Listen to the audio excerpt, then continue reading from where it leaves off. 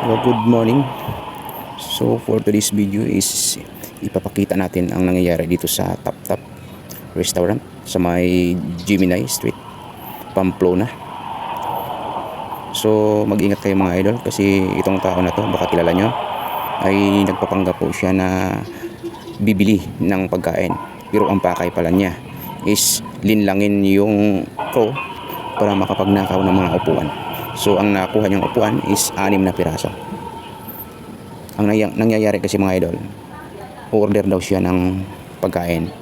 Pero habang naglista yung crow, siya naman abala naman sa pagkuha ng upuan. Dahil siyempre nagpapalam din siya na may kasama daw sila, kakain sila.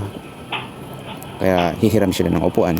Pero hindi pala bibili ng pagkain, kundi magnakaw ng upuan. Baka kilala niyo po itong tao na to. So kailangan po mag-ingat po kayo lahat. Ito po, yan. Yan. So nakilala nyo yan mga idol. Kasi kung hindi ito mahuli mga idol, marami pa itong magdiktima. So pagmasdan natin guys ang nangyayari.